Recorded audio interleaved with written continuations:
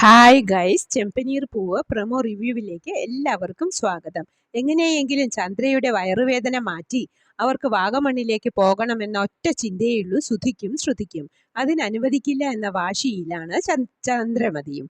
സുധി വേഗം പോയി വയറുവേദന പറഞ്ഞ് ഒരു കഷായം വാങ്ങിക്കൊണ്ടുവന്ന് എല്ലാവരും കൂടെ പിടിച്ച് കഷായം വായിൽ ഒഴിപ്പിച്ചു കൊടുത്തു.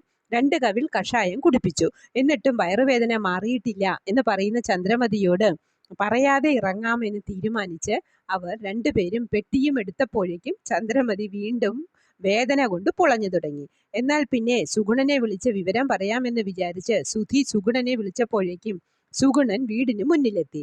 ആ സാറേ, ഇനിയൊന്നും പറയണ്ട, ഞാൻ എൻ്റെ വീടിന് മുന്നിലുണ്ട്. ഇനി എനിക്ക് കാത്തു നിൽക്കാൻ വയ്യ. എൻ്റെ വണ്ടി വാടക തന്നാൽ ഞാൻ അങ്ങ് പോയേക്കാം എന്ന് പറയുന്നു. സുധി പറയുന്നത്, സുഗുണ നീ വന്നതല്ലേ, ചായ കുടിച്ചിട്ട് എന്ന് പറയുമ്പോൾ വണ്ടി വാടക കൊടുത്ത് അവൻ പൊയ്ക്കോട്ടെ എന്ന് പറയുന്നുണ്ട് രവിയേട്ടൻ.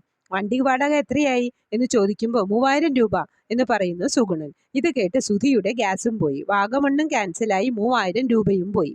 അതേസമയം സച്ചിയും രേവതിയും വേറെ ഫാമിലിയും ചേർന്ന് ഡാൻസ് കളിച്ച് എൻജോയ് ചെയ്യുന്നത് നോക്കി ആ 4 പേർ നിൽക്കുന്നുണ്ടായിരുന്നു. അതിലൊരാൾ കത്തി ഉയർത്തി പറയുന്നത്, കളിക്കട്ടെ കളിക്കട്ടെ, നാളെ കളിക്കാൻ അവൻ്റെ കയ്യും കാലും ഉണ്ടാവില്ലല്ലോ എന്ന് പറയുന്നു.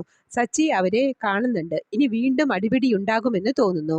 ചന്ദ്ര പറഞ്ഞതുപോലെ സച്ചി പോകുന്നിടത്തെല്ലാം പ്രശ്നങ്ങളാണ്. എന്താകുമെന്ന് കാത്തിരുന്ന് തന്നെ കാണാം. ഇതൊക്കെയാണ് പ്രമോ ആയി കാണിച്ചത്. പ്രമോ ഇഷ്ടമായെങ്കിൽ ലൈക്ക് ചെയ്യാനും ഷെയർ ചെയ്യാനും സപ്പോർട്ട് ചെയ്യാനും സബ്സ്ക്രൈബ് ചെയ്യാനും മറക്കരുത്.